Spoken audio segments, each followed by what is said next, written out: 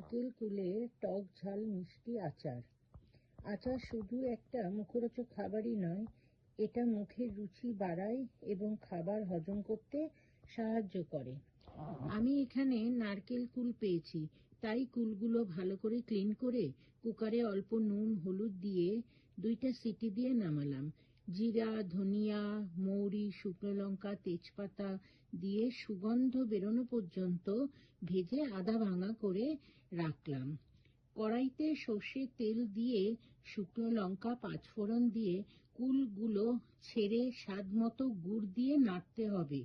কুল অনেক মিষ্টি, তাই অল্প তেঁতুল গুলে কাঠ বের করে ওর সাথে মিশিয়ে আঠা আঠা হওয়া পর্যন্ত কুক হবে।